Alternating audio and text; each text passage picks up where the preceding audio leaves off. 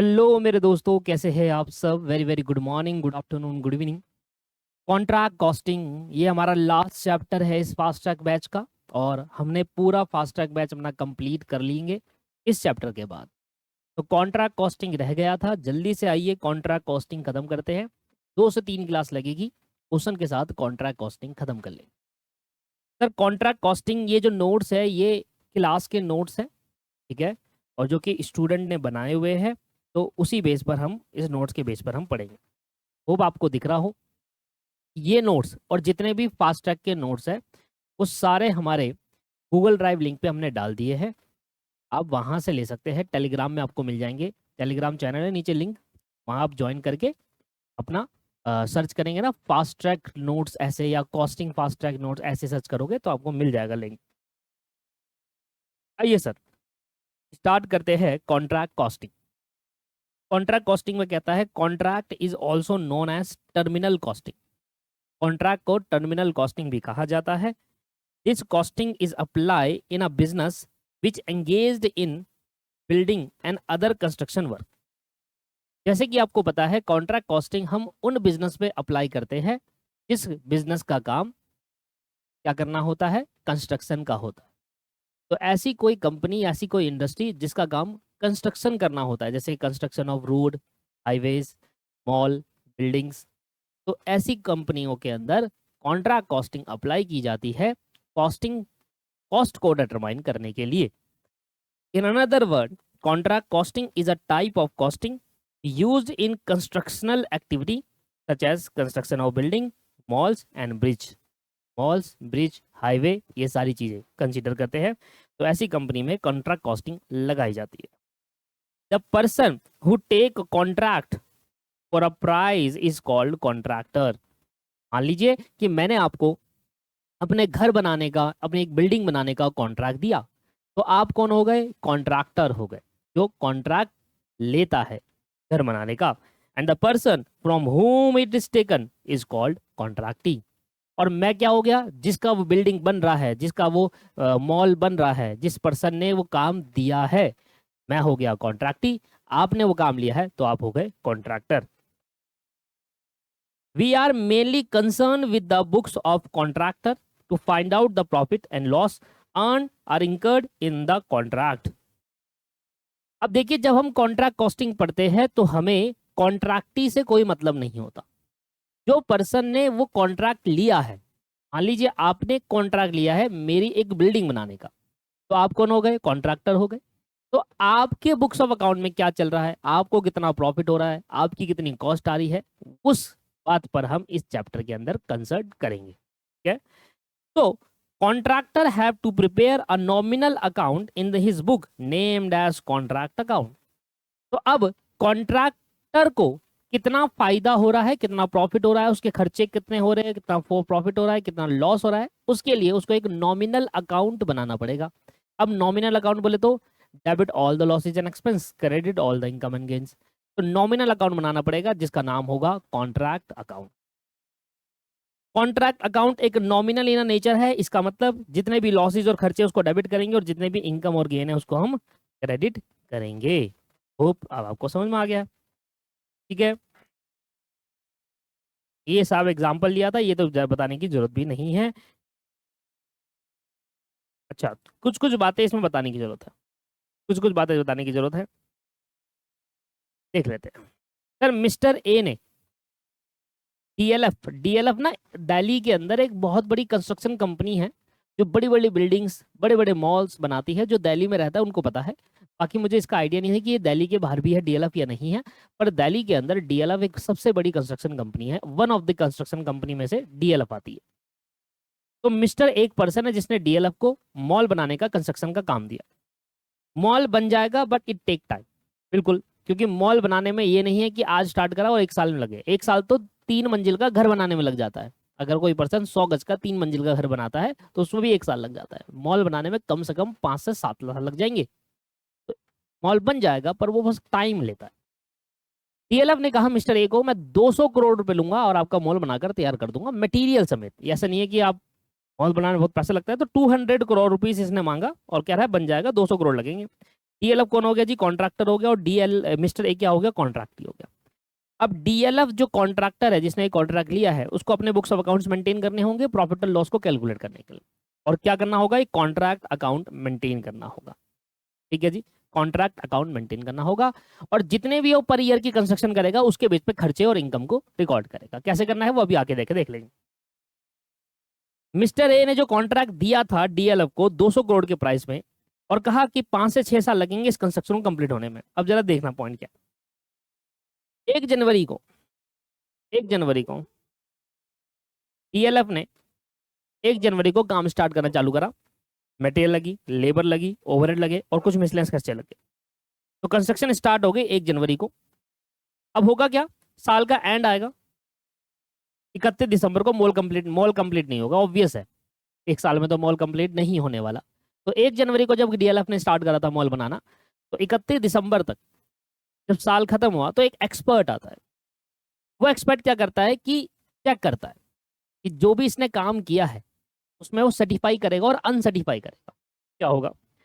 कितना काम ठीक हुआ है उसको हम वर्क सर्टिफाइड कहेंगे। क्योंकि भैया जब 1 जनवरी को मॉल बनाना स्टार्ट करा था तो साल के एंड में मॉल बनना खत्म नहीं हो जाएगा, क्योंकि 5 से 6 साल लगेंगे। क्या 5 से 6 साल तक हम अपने बुक्स ऑफ अकाउंट बनाएंगे? ही नहीं बनाएंगे भाई। तो क्या होता है, क्या है कि भाई हम खर्चे तो कर रहे हैं पर हमें इनकम कैसे होगी? मिस्टर ए हमें कितना पैसा देगा? इसलिए मिस्टर ए एक एक्सपर्ट भेजते हैं जिसको इस चीज की पूरी नॉलेज होती है काम की।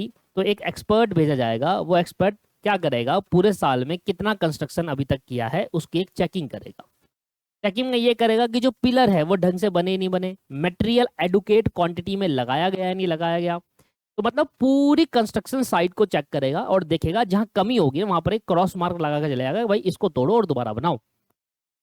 मान लीजिए एक दीवार है, उसने देखा कि ये दीवार हल्की सी टेढ़ी दिख रही है मुझे, एक स्ट्रेट दीवार नहीं है। उसने इसको कहा ये क्रॉस लगा दिया, ये मैं इसके पैसे नहीं दूंगा अभी, ये तोड़ो। तो होता क्या है कि जितना काम कंप्लीट होता है उसके बेस पर मिस्टर ए 200 करोड़ में से पैसा देगा। ऐसा नहीं कि 200 करोड़ इकट्ठा दे देगा, जितना काम कंप्लीट होगा उसके बेस पे देगा। अब पॉइंट क्या है कि भाई ये कैसे देंगे? तो एक एक्सपर्ट आएगा, वो चेक करेगा जितना काम कंप्लीट हुआ है, जितना काम वो सर्टिफाइड कर देगा कि हाँ ये ठीक हुआ है, इसको करने के जितना उतने काम के पैसे मिलेंगे, this is called work certified.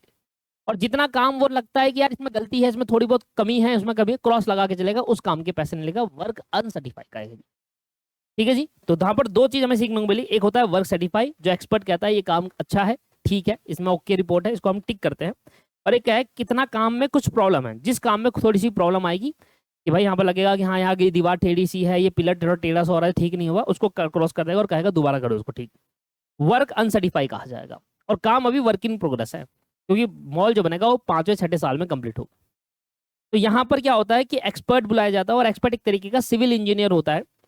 और जो वर्क सर्टिफाई करा जाता है ना, मिस्टर ए उस वर्क सर्टिफाई के बेसिस पर पैसा देते हैं उस 200 करोड़ में से जितने की डील हुई है। कॉन्ट्रैक्ट प्राइस कहते हैं उसको 200 करोड़ को। समझ में आया पूरी कहानी क्या होती है? ठीक है। वर्क इन प्रोग्रेस क्या होता है पता है ना आपको? वर्क इन प्रोग्रेस मतलब जो काम अभी चल रहा है, कंप्लीट नहीं हुआ है, उसमें भी काम टाइम लगेगा। अब देखिए यहाँ पर लिखा है वर्क इन प्रोग्रेस में वर्क सर्टिफाई होता है और वर्क अनसर्टिफाई होता है, क्योंकि जो काम अभी चल रहा है उसमें से तो बताएंगे ना वर्क सर्टिफाई है या अनसर्टिफाई है, जो काम अभी चल रहा है। तो वर्क सर्टिफाई क्या होता है? The contractee hire an expert in the construction business such as civil engineer, architect in order to certify the portion of work done by the contractor. अब कॉन्ट्रैक्टर ने जितना काम किया उसमें से कितना काम उसने सही किया है, इसके लिए एक एक्सपर्ट बुलाया जाता है जो सिविल इंजीनियर आर्किटेक्ट होता है।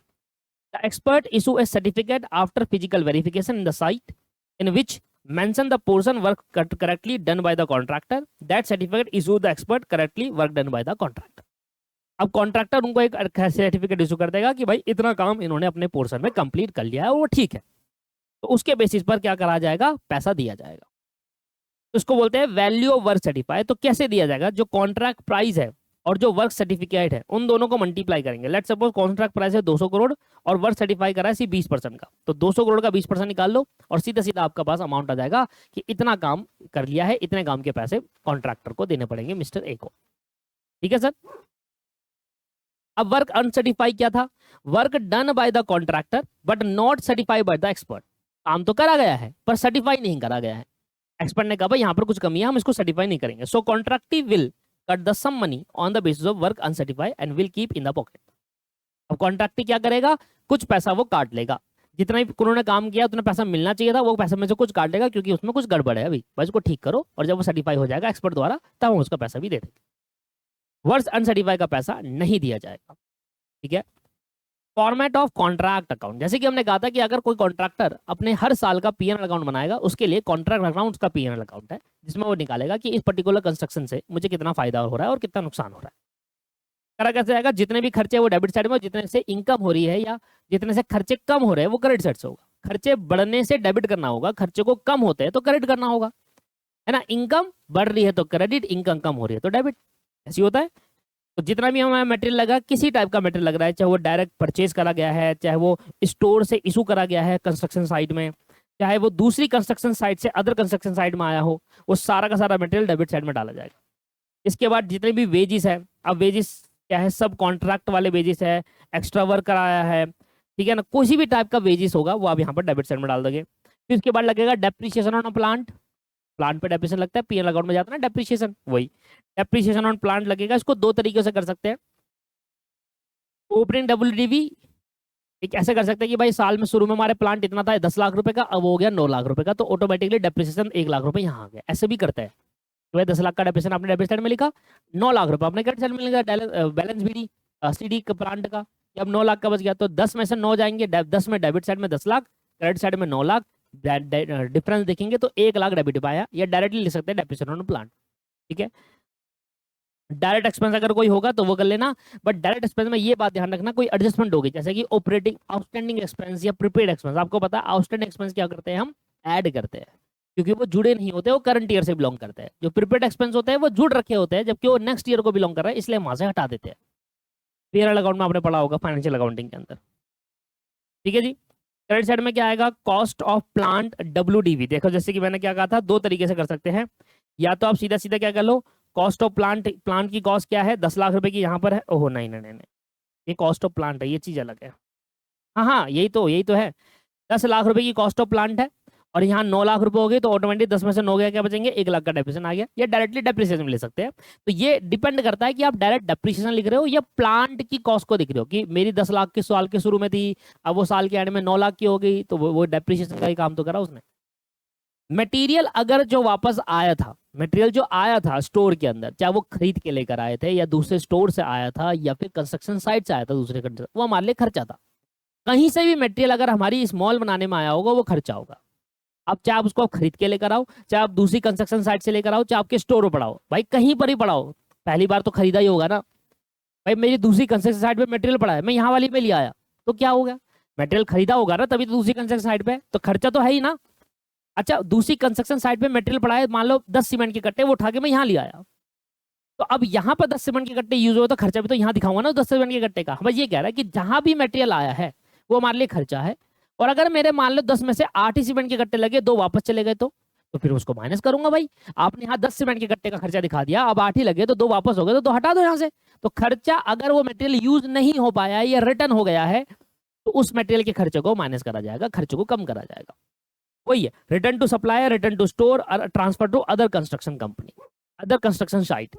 हो सकता है कि इस वाली कंस्ट्रक्शन साइट से हमारे 100 कट्टे सीमेंट के लाए थे, जिसमें से 50 कट्टे हमने दूसरी कंस्ट्रक्शन साइट में भेज दिया, 100 कट्टे का खर्चा हमने इस वाले में दिखा रहा था, अब यहाँ से माइनस करोगे 50 कट्टे का, क्योंकि वो दूसरी में चले गया है, वहां यूज होगा, तो यहाँ से हटाना पड़ेगा। तो अगर किसी भी टाइप का मटेरियल रिटर्न हो रहा है तो यहाँ से हटाया जाएगा। कोई भी एबनॉर्मल लॉस हो रहा है, जैसे कि loss on sale of material हो गया, या मटेरियल का लॉस हो रहा है, किसी भी नेचर का एबनॉर्मल लॉस होता है, प्रॉफिट एंड लॉस अकाउंट बनाते टाइम, जब हमने ट्रेडिंग अकाउंट बनाया था पीएनएल अकाउंट में, फाइनेंशियल स्टेटमेंट बनाने में ट्रेडिंग अकाउंट, तो आपने ट्रेडिंग अकाउंट में क्या सीखा था, लॉस जो होता है वो डेबिट साइड में नहीं आता ट्रेडिंग अकाउंट में, वो लॉस जो होता है वो मटेरियल का लॉस है, उससे मटेरियल कम होता है। मटेरियल अगर खर्चा हो रहा है, बढ़ रहा है तो डेबिट साइड से बढ़ाते हैं। मटेरियल अगर आप परचेज करोगे तो परचेज कहाँ दिखाते थे, ट्रेडिंग अकाउंट के डेबिट साइड में। अब यहाँ पर घट रहा है तो क्या होगा, लॉस से मटेरियल कम हो रहा है ना, इसलिए क्रेडिट साइड में दिखाते हैं। फिर यहाँ पर आ जाएगा वर्क इन प्रोग्रेस, जो कि सबसे इंपॉर्टेंट पार्ट है पूरे कॉन्ट्रैक्ट का, वैल्यू ऑफ वर्क सर्टिफाई और cost of work uncertify. Value of work certify क्यों लिखा और अनसर्टिफाई में कॉस्ट क्यों लिखा, क्योंकि वर्क जो सर्टिफाई होता है, जिसके लिए हम उसको पैसा देते हैं, मिस्टर ए जो है वो कॉन्ट्रैक्टर को पैसा देगा, उसमें प्रॉफिट का पार्ट भी जुड़ा होगा, इसलिए वैल्यू का यूज करा। जब भी वैल्यू होता है ना, कॉस्ट प्लस प्रॉफिट उसके अंदर होता है, इसलिए वैल्यू कहा जाता है। जो अनसर्टिफाइड है वो तो पैसा देंगे नहीं, तो उसकी कॉस्ट जो आ रही है वो हम रोक लेंगे, वो हम कर देंगे भाई इतनी कॉस्ट का हम पैसा आपको नहीं देने वाले। समझ में आया? तो ये आपके पास वैल्यू ऑफ कॉस्ट वर्क अनसर्टिफाई हो गया। इसके बाद डेबिट साइड में से क्रेडिट साइड माइनस कर लो, जो भी अभी खर्चा वो डेबिट साइड में डाल दो। उसके बाद जो आएगा उसको नोशनल प्रॉफिट कहा जाएगा। क्या कहा जाएगा? नोशनल प्रॉफिट कहा जाएगा। नोशनल प्रॉफिट होगा या लॉस ऑन कॉन्ट्रैक्ट होगा, या तो प्रॉफिट होगा या लॉस होगा। प्रॉफिट होगा तो उसको नोशनल प्रॉफिट कहते हैं, लॉस होगा तो उसको लॉस ऑन कॉन्ट्रैक्ट कहते हैं।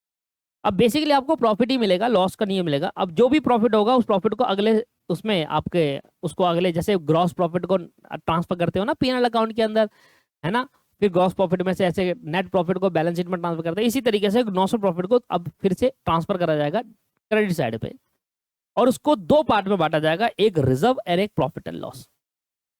अब कितना अमाउंट रिजर्व में जाएगा, कितना अमाउंट प्रॉफिट में जाएगा, इसकी कंडीशन होती है जो अभी हम सीख लेंगे। तो नोशनल प्रॉफिट का जो भी होगा उसको हम क्या करेंगे, कुछ पार्ट उसका रिजर्व में डाल देंगे और कुछ पार्ट उसका प्रॉफिट एंड लॉस में डाल देंगे। समझ में आया? ऊपर एक खर्चे था सब्सटेंशियल एक्सपेंस और नॉन सब्सटेंशियल एक्सपेंस। ये क्या कह रहा है? एक्स्ट्रा वर्क में हम सब्सटेंशियल एक्सपेंस है या नॉन सब्सटेंशियल एक्सपेंस? जो चार्ज करते हैं सब्सटेंशियल एक्सपेंस है, it is better to treat a separate contract.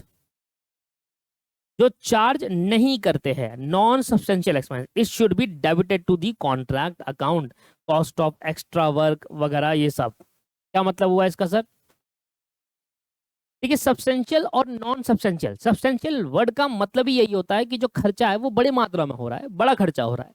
इसलिए कहा कि जो सब्सटेंशियल एक्सपेंस है उसको हम चार्ज करते हैं। चार्ज करने का मतलब ये हुआ कि उसको हम सेपरेट कॉन्ट्रैक्ट के रूप में देखेंगे। लेट सपोज कि मुझे मॉल बनाना था, मॉल तो बनाया, साथ में मैंने कहा कि मुझे गाड़ियों की पार्किंग अलग से चाहिए। जो मॉल के नीचे होगी अंडरग्राउंड पार्किंग वो तो ठीक, एक अलग से भी साइड में पार्किंग बनाओ। अब ये बहुत बड़ा खर्चा है, बहुत बड़ा एक्स्ट्रा वर्क है, that is called substantial nature. उसको एक अलग कॉन्ट्रैक्ट के रूप में देखा जाएगा। भैया इसका कॉन्ट्रैक्ट अलग बनाएंगे और अलग इसकी डीलिंग करी जाएगी, प्राइस सेट किया जाएगा। एक होता है नॉन सब्सटेंशियल वर्क। मैंने कहा भाई गाड़ियों की पार्किंग बनाई है नीचे अंडरग्राउंड में, उसमें जो आपने 3 फ्लोर की अंडरग्राउंड पार्किंग बना रखी है जो हमारा कॉन्ट्रैक्ट का ही पार्ट है, उसमें मुझे आप डिवाइड कर दो उसको कि दो दो गाड़ी पार्किंग के लिए और एक बाइक्स के लिए, 2 व्हीलर के लिए और 4 व्हीलर के लिए। उसको आप डिवाइड कर दो इस तरीके से जिसमें 4 व्हीलर 2 व्हीलर हर मतलब ऐसे कि तीनों फ्लोर में कार आ जाए, तीनों फ्लोर पे बाइक्स आ जाए, और उसको डिवाइड कर दो। इसमें एक एक्स्ट्रा वर्क करना पड़ेगा, दीवारें खड़ी करनी पड़ेगी, तरीके से सेट करना पड़ेगा, ऑर्गेनाइज करना पड़ेगा। That is called non substantial expense, जो बहुत बड़ा मात्रा का खर्चा नहीं है, जो एक छोटा एक्स्ट्रा वर्क तो है बट छोटा नेचर का खर्चा है। इसको हम कॉन्ट्रैक्ट के अकाउंट में ही डेबिट कर देंगे। बट बहुत बड़े नेचर का एक्स्ट्रा वर्क जो होता है, जैसे कि आप घर बनाते हो 2 मंजिल का, आपने कहा एक काम करो 2 मंजिल का 2 मंजिल और ऊपर डाल दो, भाई ये सब्सटेंशियल है, तो आप एक्स्ट्रा काम करा रहे हो, छोटा मोटा काम नहीं है। आपने कहा यार नीचे ना, नीचे के लिए किचन बोला था आपने, ऊपर के लिए भी किचन करवा लिया, तो ये छोटा वर्क है, चल ठीक है भाई किचन ही तो है। अब 2 मंजिल और बोलोगे तो भैया उसके लिए अलग प्राइस सेट किया जाएगा ना। तो अगर सब्सटेंशियल एक्सपेंस है, जो एक्स्ट्रा काम करा रहे हो, अगर वो सब्सटेंशियल नेचर का है, बहुत बड़े मात्रा में खर्चा किया जा रहा है उस एक्स्ट्रा काम के, तो उसके लिए सेपरेट कॉन्ट्रैक्ट बनाने का जरूरी है। और अगर वो नॉन सब्सटेंशियल है, वो छोटा सा काम है, एक्स्ट्रा वर्क है, बड़ा छोटा सा नेचर का काम है, तो उसको आप कॉन्ट्रैक्ट में ही डेबिट कर देना, कॉन्ट्रैक्ट अकाउंट में डाल देना।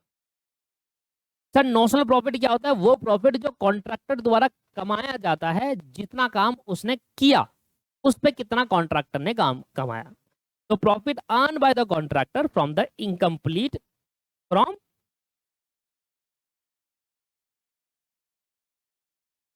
इनकम्प्लीट नहीं, कंप्लीट, कंप्लीट आएगा दोस्त, यहाँ पर इनकम्प्लीट नहीं आएगा, कंप्लीट आएगा। कि जितना काम कॉन्ट्रैक्टर ने कर लिया है उतने काम पे कितना कॉन्ट्रैक्टर ने प्रॉफिट कमाया। हिंदी में भी लिखता हूं मैं क्लास के अंदर, जितना काम अभी कॉन्ट्रैक्टर ने कर लिया उसमें से जितना प्रॉफिट कमाया वो प्रॉफिट नोशनल प्रॉफिट बोलते हैं। ठीक है दोस्त। अब प्लांट एंड मशीनरी की भी कई कैटेगरी मैंने क्लास के अंदर डिस्कस करी थी, जैसे कि general plant and machinery, special plant and machinery, और plant and machinery on hire, hire on rent, क्या आपने खरीदा नहीं, किराए पे लिया।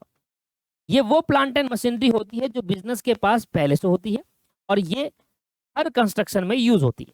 भाई मान लीजिए मेरी फैक्ट्री है, तो जो मेरे पास फैक्ट्री होने का मतलब क्या है, मेरे पास प्लांट पड़े होंगे ना, प्लांट एंड मशीनरी तो होगी, पूरा प्लांट होगा, मशीनरी होगा। प्लांट का मतलब पता है क्या होता है? जब बहुत सारी मशीन मिलकर एक पर्टिकुलर प्रोडक्ट बनाती है उसको प्लांट कहा जाता है। काफी स्टूडेंट को तो प्लांट का मतलब ही नहीं पता होता, चले जा रहा है।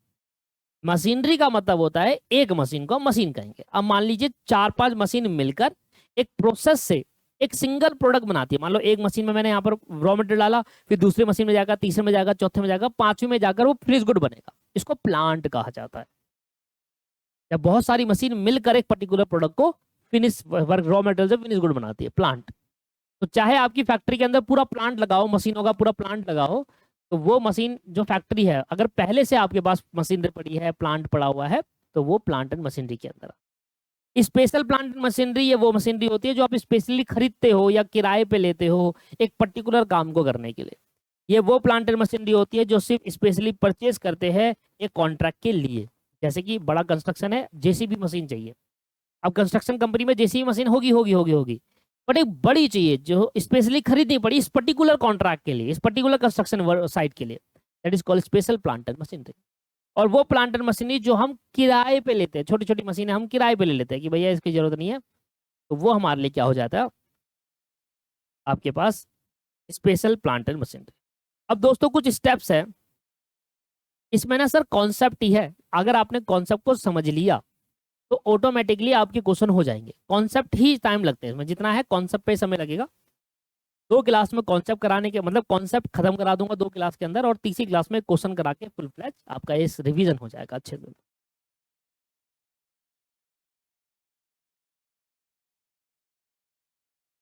मुझे लगता है 2 क्लास भी नहीं लगेगी, अगली क्लास में खत्म हो जाएगा ये, क्योंकि इसमें है नहीं, कॉन्ट्रैक्ट अकाउंट में कुछ है ही नहीं।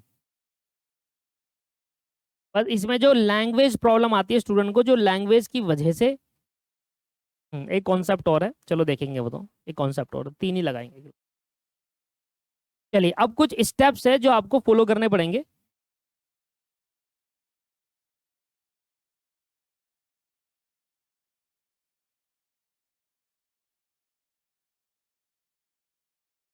सर पहला स्टेप क्या होगा, पहला स्टेप होगा डिग्री ऑफ कंप्लीशन निकालना। सर डिग्री ऑफ कंप्लीशन निकालना। अब ये डिग्री ऑफ कंप्लीशन क्या होता है, डिग्री ऑफ कंप्लीशन मतलब होता है कि अगर आपके 200 करोड़ रुपए का प्राइस है, कॉन्ट्रैक्ट प्राइस अगर आपका 200 करोड़ का है, और उस 200 करोड़ में आपने अभी जो काम किया, उसमें आप देखा जाएगा कि कितना काम सर्टिफाइड है और कितना अनसर्टिफाइड है, राइट। काम तो आपने काफी सारा किया होगा, पर एक्सपर्ट आएगा कहेगा भाई यहाँ गलती है, यहाँ गलती है, उसको अनसर्टिफाई कर देगा। तो जो सर्टिफाइड हुआ है, जिसके पैसे आपको मिलेंगे, जिससे आप प्रॉफिट भी कमा पाओगे उस पर्टिकुलर ईयर में, वो कितना करा है, तो आपने कहा वो 40 करोड़ का आपने वो काम किया है सर्टिफाइड। क्वेश्चन में हर बार बेसिकली मैक्सिमम टाइम आपको वर्क सर्टिफाइड दे रखा होगा क्वेश्चन के अंदर, कितना वर्क सर्टिफाई हुआ है, तो आपको हमेशा दे रखा होगा। नहीं दे रखा होगा तो डिग्री ऑफ कंप्लीशन दिया होगा, ठीक है। तो मैंने कहा 200 करोड़ का टोटल कॉन्ट्रैक्ट प्राइस है, जिसमें 40 करोड़ का एक्सपर्ट सर्टिफाई करके गया है कि 40 करोड़ का आपका हो चुका है काम। तो इस हिसाब से कितना परसेंट काम सर्टिफाई हो गया, 20% काम सर्टिफाई हो गया, 20%। Calculate degree of completion. पूरे कॉन्ट्रैक्ट प्राइस में 20% काम हम सर्टिफाइड करते हैं आपका, ठीक है। अच्छा वर्क अनसर्टिफाई कितना है, 80%? नहीं, 80% थोड़ी है दोस्त। अरे 200 करोड़ का टोटल काम थोड़ी हुआ है अभी, पूरे टोटल 200 करोड़ का काम थोड़ी हुआ है। एक साल में कुछ ही काम हुआ होगा ना, उसमें से वर्क सर्टिफाई, उसमें से अनसर्टिफाइड निकालना है, ठीक है ना सर। तो वर्क सर्टिफाइड अगर 20% है तो 80% अनसर्टिफाइड नहीं होगा, 80% तो काम ही नहीं हुआ, ये 70% तो काम ही नहीं हुआ। जितना काम हो सकता है 30% काम हुआ, जिसमें 20% सर्टिफाई हो, 10% ये 30% हुआ हो, ये चीज होती है सर, 80% नहीं होगा, ठीक है सर। चलिए जैसे कि फॉर एग्जांपल कि मान लो मिस्टर ए कॉन्ट्रैक्टर है, जिसने मिस्टर बी एक कॉन्ट्रैक्टी है जिसने काम दिया मिस्टर ए को। मिस्टर ए मॉल बनाने का कंस्ट्रक्शन था, 1 साल वो काम करा, 1 साल में कॉन्ट्रैक्ट प्राइस था 100 करोड़ पे और सर्टिफाइड हुआ काम 10 करोड़ का। तो डिग्री ऑफ कंप्लीशन कितना निकालोगे, 10 crore divide by 100 crore multiply by 100, 10% आ जाएगा डिग्री। ये हो गया स्टेप नंबर 1। पहले स्टेप नंबर 1 में आएगा डिग्री ऑफ कंप्लीशन। अब स्टेप नंबर 2 में आएगा amount of notional profit transfer to PNL. मैंने आपको बताया था जब आप नोशनल प्रॉफिट निकालोगे तो कुछ पार्ट पीएनएल में जाएगा और कुछ पार्ट रिजर्व में जाएगा। कितना अमाउंट नोशनल प्रॉफिट में से हम प्रॉफिट में डालेंगे, मतलब प्रॉफिट मानेंगे अपना, क्योंकि जो हमारा प्रॉफिट होता है वो हमारे ऑनर में बढ़ जाता है, पर जो रिजर्व होता है वो हमें संभाल के रखते हैं अपने फ्यूचर के लिए।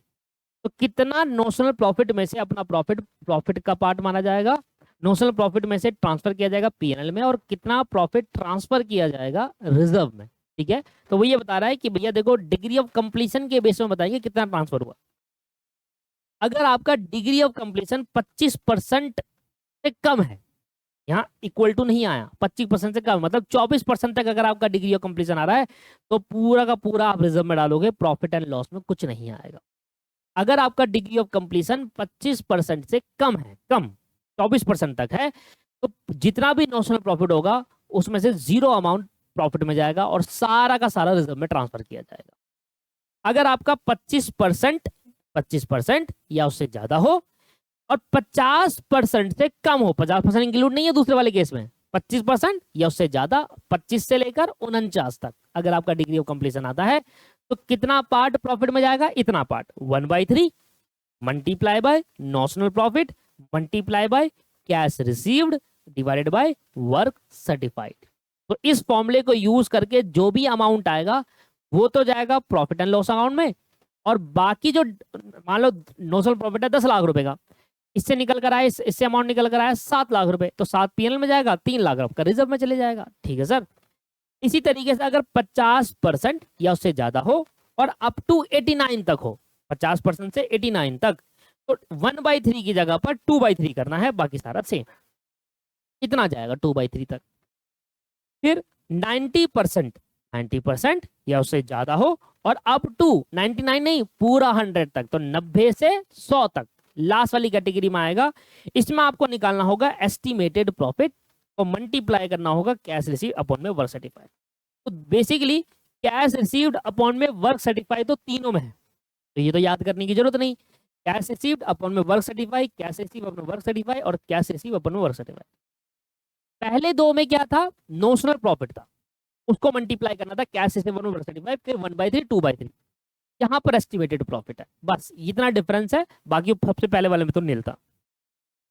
अब एस्टिमेटेड प्रॉफिट कैसे निकालते हैं, तो एस्टिमेटेड प्रॉफिट के लिए कहा कि जो कॉन्ट्रैक्ट प्राइस है, ठीक है, एक्चुअल, और उसमें से कॉस्ट इंकर टिल डेट, अभी तक आपने कितना खर्चा कर दिया है एक्चुअल, और कॉस्ट अभी इतना खर्चा और होगा फ्यूचर में। आपको क्या लग रहा है कि भाई मेरा कॉन्ट्रैक्ट प्राइस है 200 करोड़ का, ठीक है, अभी तक इस 200 करोड़ में मैंने 100 करोड़ रुपए खर्च कर दिए हैं और मुझे फ्यूचर में लगता है 50 करोड़ और मेरा खर्चा हो जाएगा, इसलिए इसको बोला गया एस्टिमेटेड, क्योंकि यहाँ पर ये वाला जो खर्चा है वो एस्टिमेटेड है। 5 साल मॉल बनाने के लिए हो गए, 3 साल में काम कर चुका हूं और 3 साल में मेरा 100 करोड़ का खर्चा लग चुका है, ये एक्चुअल है। तो 200 करोड़ का कॉन्ट्रैक्ट प्राइस था, 100 करोड़ मेरा खर्चा लग गया है, अब मुझे लगता है आने वाले 2 साल में 50 करोड़ मेरा और खर्चा लग सकता है, एस्टिमेटेड है ना खर्चा, और तो प्रॉफिट भी एस्टिमेटेड है। तो प्रॉफिट कितना आएगा एस्टिमेटेड, 150 करोड़ माइनस करने के बाद 50 करोड़ का एस्टिमेटेड प्रॉफिट आएगा, और वो वहां ले आके वर्क सर्टिफाइड कैश रिसीव अपन वर्क सर्टिफाइड करके उतना आप पीएनएल में ट्रांसफर करोगे, बाकी रिजर्व में डालोगे। क्या दोस्तों आपको समझ में आया नहीं आया, क्लियर हुआ?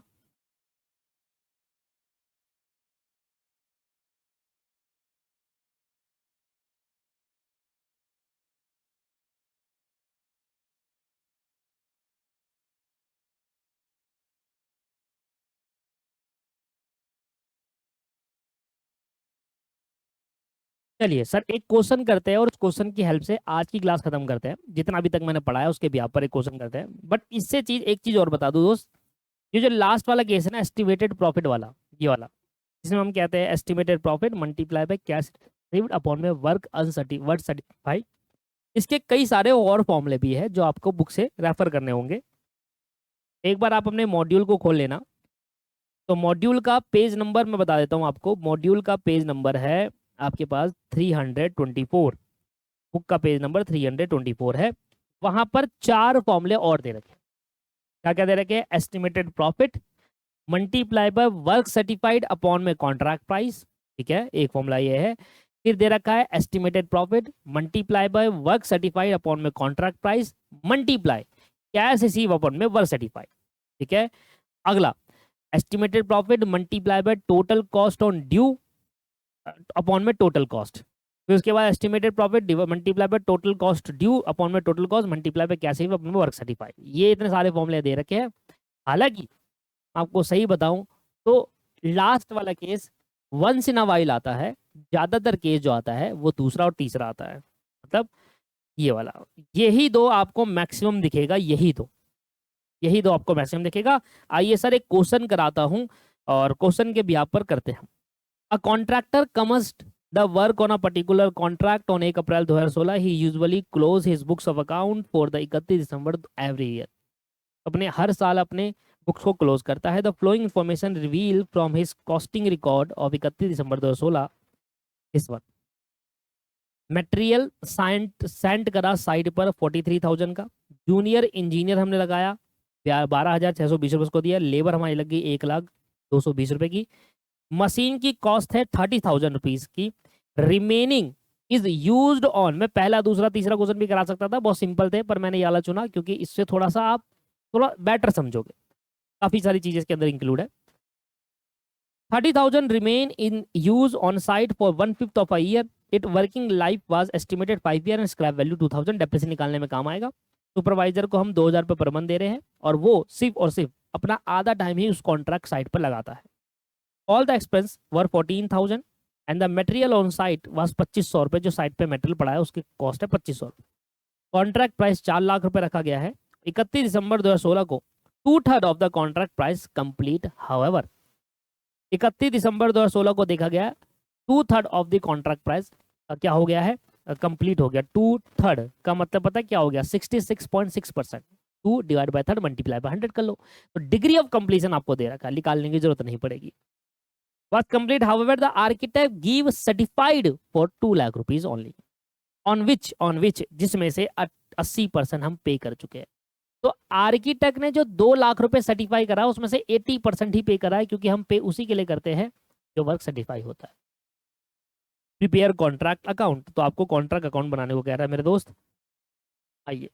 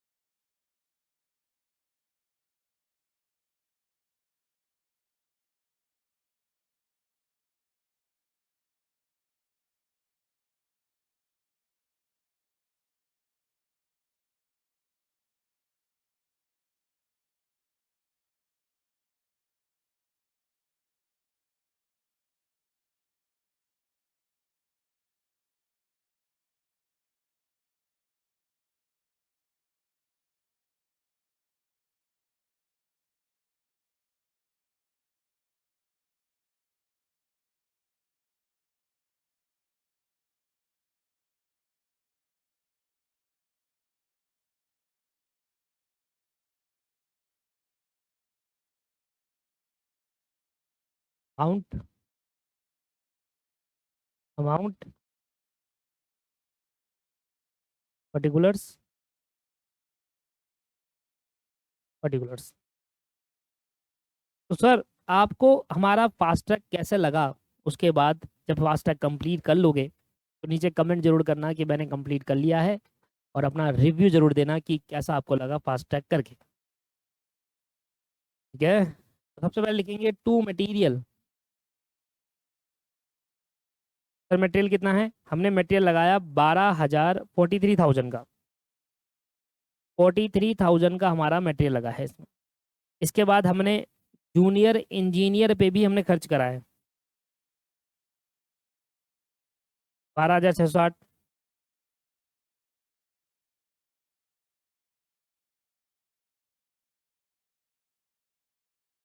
12,000 कितना है, 12,620।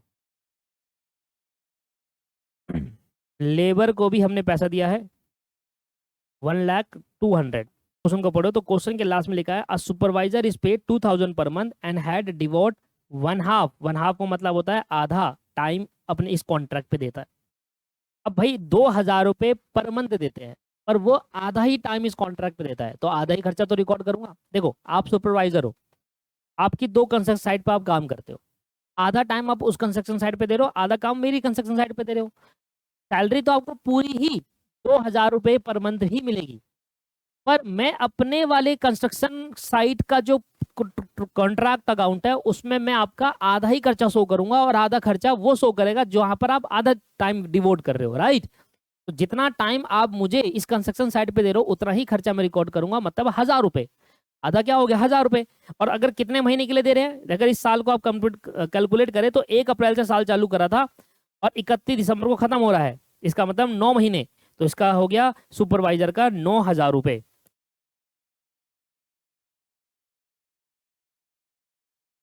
1000 रुपए दूंगा 1 महीने के, 1000 रुपए दे तो 2000 रहे दोस्त, उसको 1000 नहीं दे रहे, दे 2000 रहे।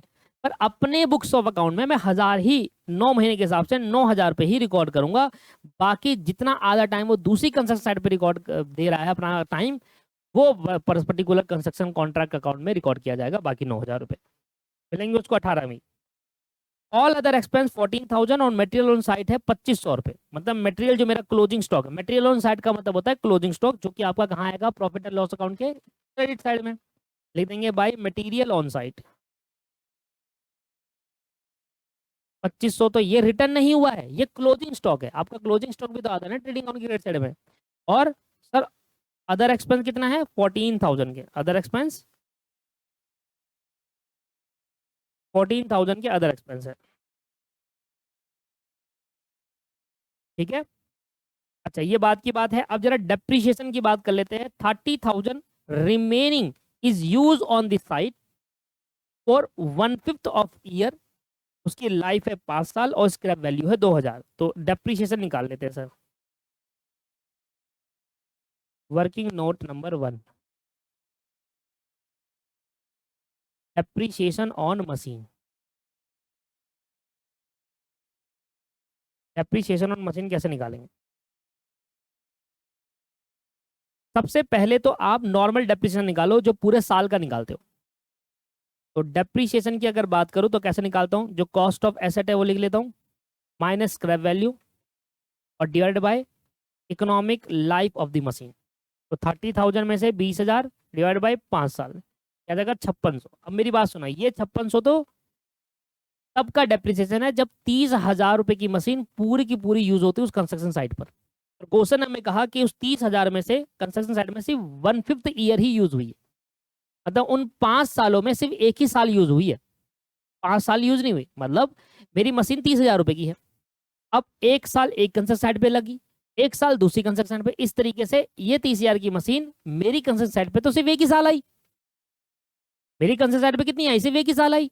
तो इसका मतलब इस 30,000 की मशीन में जितना टोटल डेप्रिसिएशन लगेगा 5 साल का, है ना, मतलब पास, मतलब जितना भी टोटल डेप्रिसिएशन होगा उसका 1/5 ही मेरे में पड़ेगा। क्योंकि देखा जाए तो 1/5 का मतलब ये हुआ ओवरऑल, अगर आप देखोगे, देखो पड़ेगा 5600 रुपए ही उन 5 सालों में मेरा डेप्रिसिएशन। एक साल का डेप्रिसिएशन मतलब बेसिकली 1/5 का मतलब ये हुआ उस 30,000 रुपए की मशीन में मैं 1/5 ही यूज कर पाता हूँ एक साल में, 1/5 ही यूज कर पाता हूँ। तो जितना मैं यूज करूंगा उतना ही मेरा डेप्रिसिएशन लगेगा। आप इस तरीके से को दूसरी तरीके से समझिए कि 5 साल में 1/5 का मतलब ये हो 5 साल में मैं एक साल यूज कर पा रहा हूँ, तो उस एक साल का ही डेप्रिसिएशन मेरा लगना चाहिए। पर लगेगा कैसे, 5600 लगेगा टोटल, पर लगेगा कैसे, हर साल लगेगा 5600 रुपए लगेगा, पर उस 5600 को 5 सालों में बांटेंगे तो 5600 हर साल 1120 रुपए डेप्रिसिएशन लगेगा।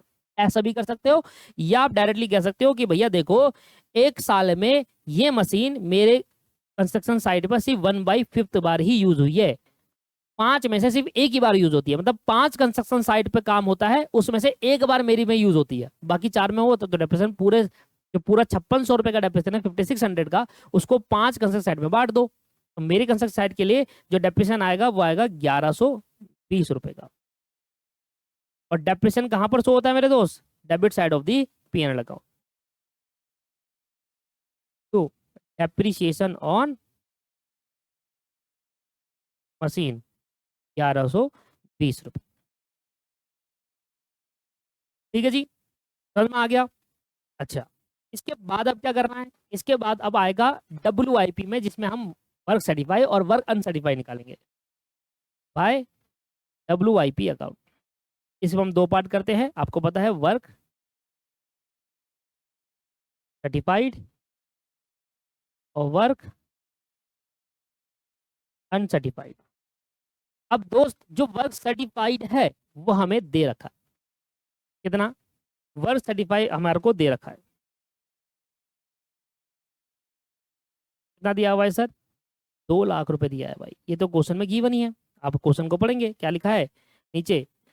On 31 December 2016 2/3 of the contract complete हो चुका है। आर्किटेक्ट गिव ने सर्टिफाई करा 2 लाख रुपए का। ठीक है, 80% हमने टोटल अमाउंट पे कर दिया है। 80% पे करने का मतलब है कैश रिसीव्ड। 80% का मतलब जो भी मेरा कॉन्ट्रैक्ट प्राइस था 4 लाख का, उसका 80% मैं पे कर चुका हूँ, मतलब कॉन्ट्रैक्टर को 80% मिल गया है। तो 4 लाख का 80% कितना होता है? 3,20,000 रुपये कैश रिसीव्ड हो चुका है कॉन्ट्रैक्टर को। अब वही वर्किंग और फिर से आ जाओ। सबसे पहले आप अगर देखोगे तो डिग्री ऑफ कंप्लीशन कितना है मेरा?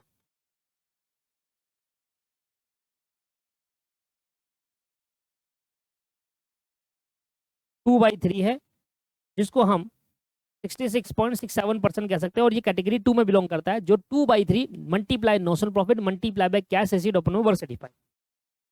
सर कैश रिसीव्ड कितना हुआ जरा बता दो। जितना भी कॉन्ट्रैक्ट प्राइस है, मतलब 4 लाख का कॉन्ट्रैक्ट प्राइस है, उसमें से 80% पे कर चुके थे, मतलब उतना रिसीव्ड हो गया। 3,20,000 रुपये मेरा को कैश रिसीव्ड हो गया है। कोई दिक्कत यहाँ तक? नहीं सर।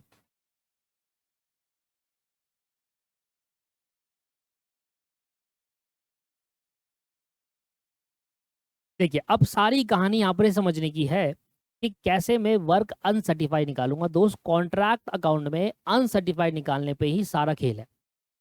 सारा आसान है कॉन्ट्रैक्ट पर। अच्छा, एक मुझे बताओ, वर्क सर्टिफाइड मेरा कितना मुझे मिला है? 2 लाख रुपए। टोटल कॉन्ट्रैक्ट प्राइस कितना है? 4 लाख रुपए। तो मैं कह सकता हूँ वर्क सर्टिफाई की परसेंटेज निकाल सकता हूँ। Yes, work 35%। कैसे करूंगा भाई? देखो, मैं कहूंगा 2 लाख रुपए मुझे मिल गए हैं। टोटल कॉन्ट्रैक्ट प्राइस के 4 लाख में से 2 लाख मिल गया, मतलब मुझे 50% मेरा वर्क सर्टिफाइड है। कह सकता हूँ 50% मेरा वर्क सर्टिफाइड है। यस। अब सर एक एक करके पॉइंट को समझना। सबसे पहले निकालूंगा cost of construction for 2/3 part.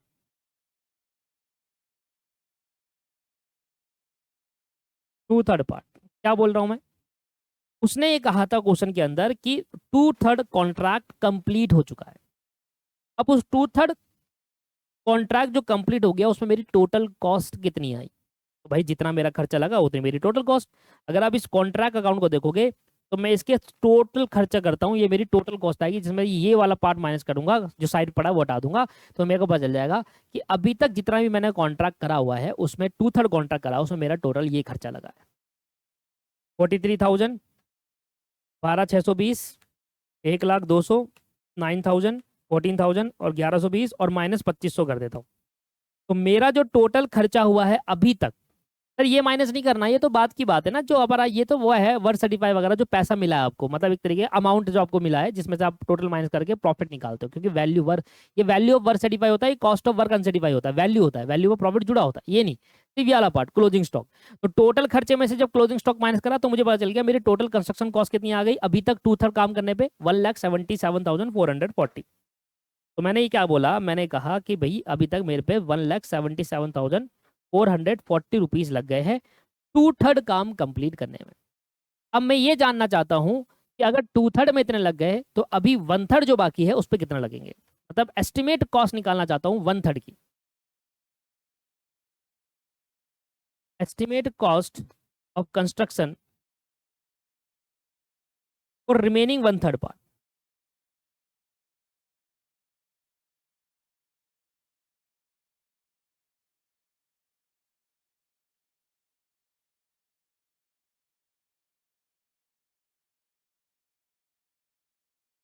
For remaining 1/3 part. ठीक है, या एक काम करो ना, सीधा रिमेनिंग क्यों निकाल रहे हो? ये सीधा सीधा एक काम कर लो कि टोटल आपको दे रखा है, टोटल कंस्ट्रक्शन काम निकालो ना। Total cost of construction for contract. Total cost of construction for contract. एक बात मुझे बताओ, 1,77,440 की मेरी टोटल कॉस्ट आती है, 440 है। बताओ।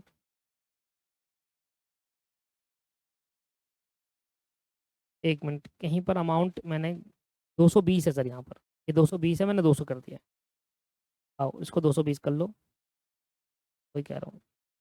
जब क्लास में कराया था तो 440 की जगह 460 आ रहा था सर, ये 460 होगा यहाँ पर।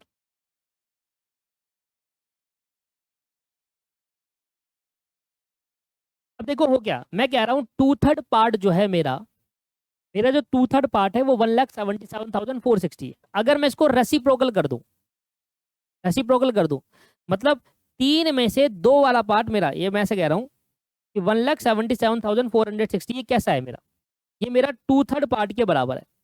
तो अगर मैं इसको यहाँ पर भेज दूं और इसको नीचे भेज दूं तो मेरे 3 पार्ट के बराबर हो जाएगा। मतलब 2/3 का मतलब हर 3 में से 2 पार्ट जो निकल रहा है वो 177 है।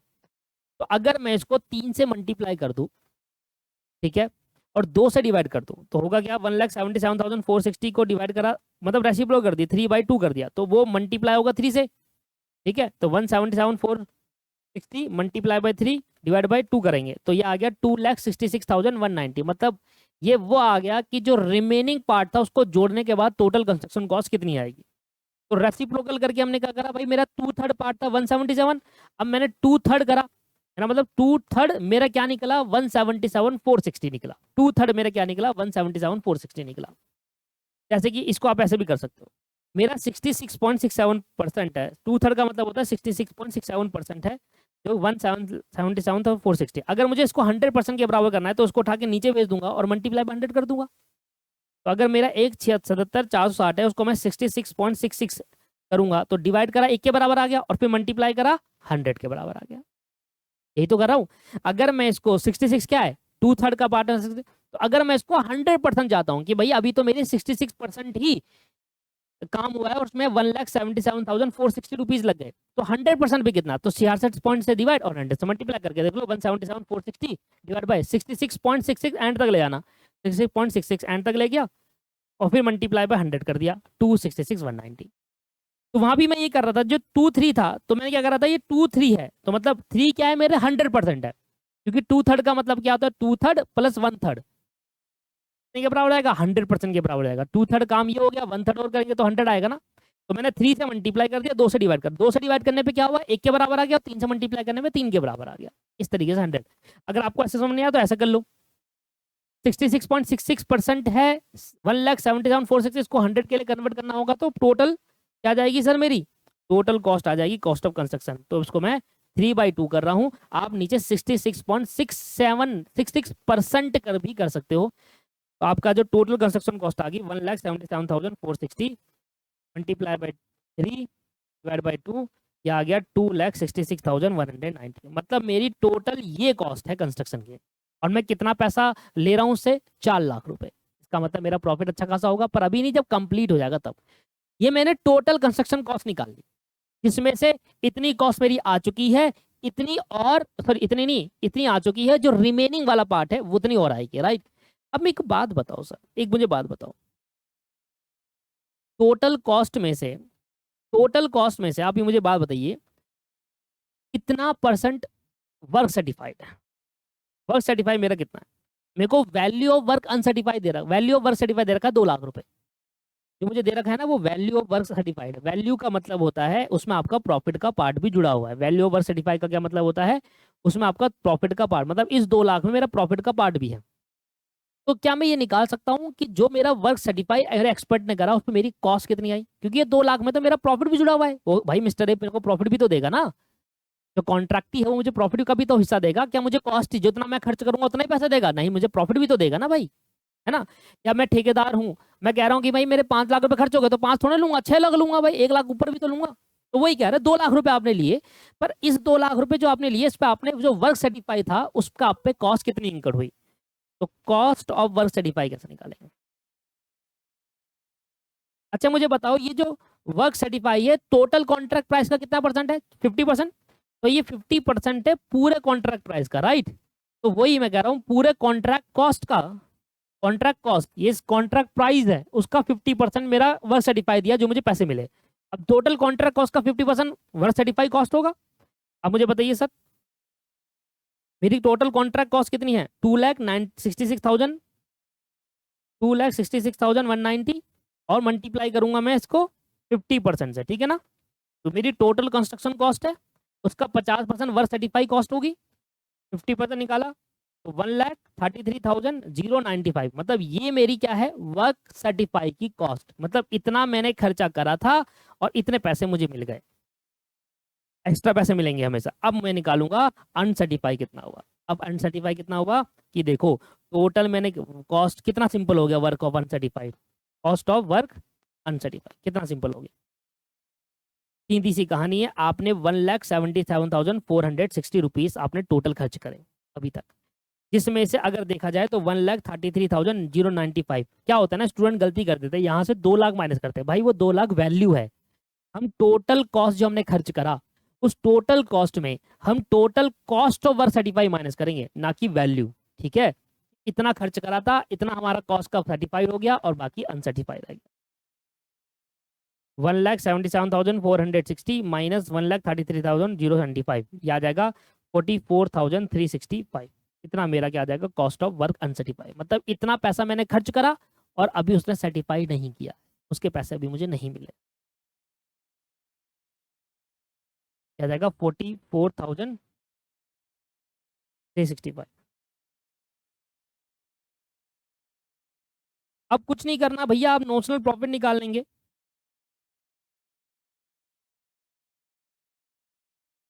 टू लैख प्लस 44,365 प्लस 2500, क्या आ जाएगा 2,46,865, 2,46,865 माइनस यहाँ पर आया था, इसका टोटल आया था, टोटल एक इसका टोटल 177,460 नहीं आया था, उसमें 2500 ही माइनस करा था, मैं दोबारा कर लेता हूँ। 43,000 माइनस 12,620, 1,02,20, 9,000, 14,000, 1,120, ये आ गया भाई 66,905, ये आ गया नोशनल प्रॉफिट।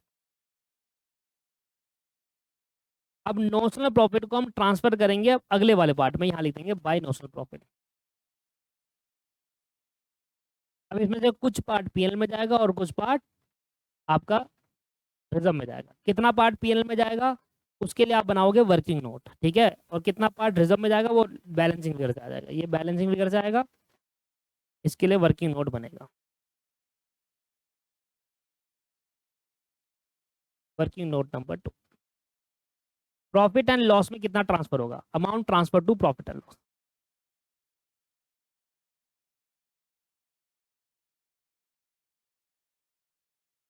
तो भैया टोटल नोशनल प्रॉफिट कितना था, 66,905 का 2/3 मल्टीप्लाई बाय ये था cash received divide by work certified, 66,905 multiply by 2/3, sorry work certified नहीं, कॉन्ट्रैक्ट प्राइस, ये था कॉन्ट्रैक्ट प्राइस, ये है कैश रिसीव्ड और ये है कॉन्ट्रैक्ट प्राइस। कैश रिसीव कितना हुआ था, 3,20,000 रुपये का, कॉन्ट्रैक्ट प्राइस कितना है, 4 लाख रुपये, multiply by 2 divide by 3, multiply by 3,20,000 divide by 4 lakh, ये आ गया सर 35,683। कितना जाएगा आपके पीएनएल में, 35,683, 35,683 एंड बैलेंस फिगर 66,905 करेंगे तो 31,222, ये हो गया सर खत्म आपका कॉन्ट्रैक्ट।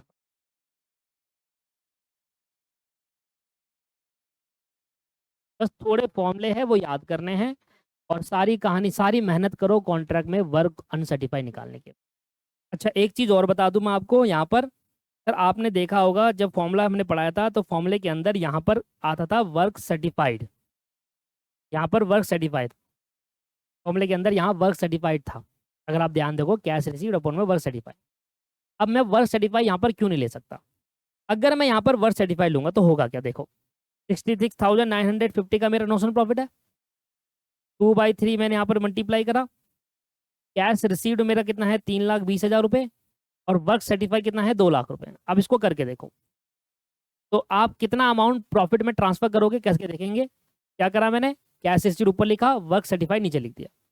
तो 66,905 मल्टीप्लाई बाय 2 डिवाइड बाय 3, ठीक है, ये आ गया। Multiply 3,20,000 and divided by 2 lakh, 71,365 है। पता है कितना है? 71,365।